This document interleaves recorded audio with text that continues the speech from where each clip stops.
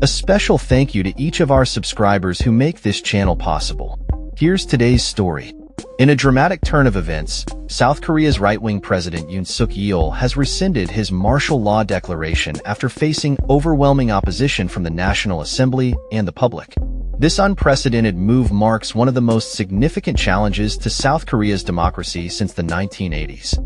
The chaos unfolded late Tuesday when Yoon accused opposition parties of harboring pro-North Korean sentiments and declared martial law, sparking immediate backlash.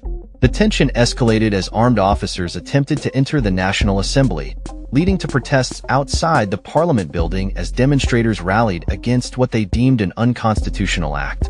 In a televised address early Wednesday, President Yoon announced that troops would return to their barracks and that the martial law order would be lifted following a cabinet meeting. Just a moment ago, there was a demand from the National Assembly to lift the state of emergency, and we have withdrawn the military that was deployed for martial law operations, Yoon stated.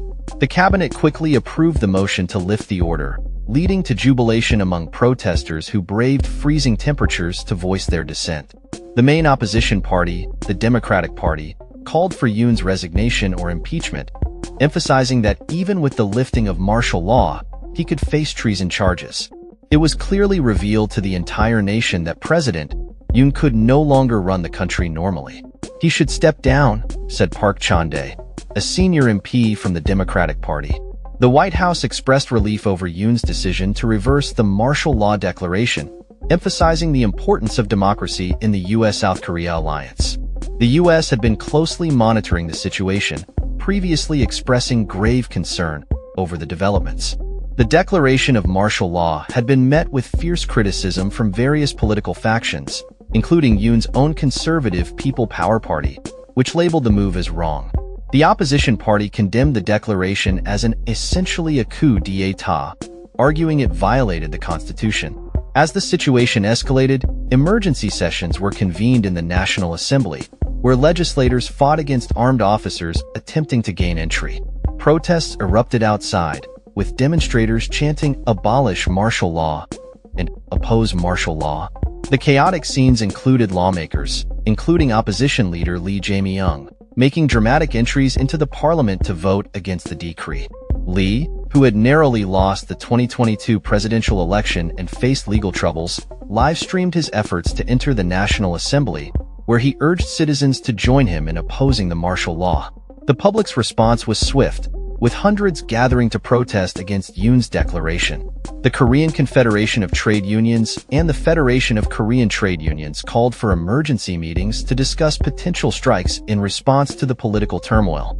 The martial law declaration would have allowed for arrests without warrants and military control over media, but South Koreans showed resilience, refusing to comply with such measures.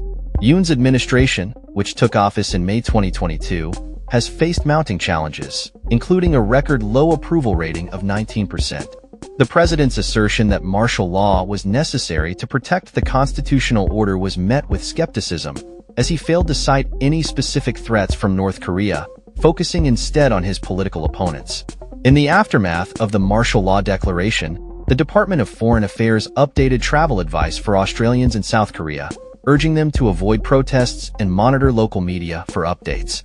The political crisis continues to unfold, with calls for accountability and the need for a return to stable governance in South Korea.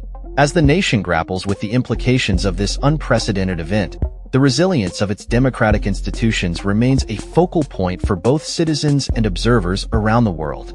That's all for this story. We upload videos every day covering many different subjects, so hit that subscribe button to stay informed. Thanks for watching.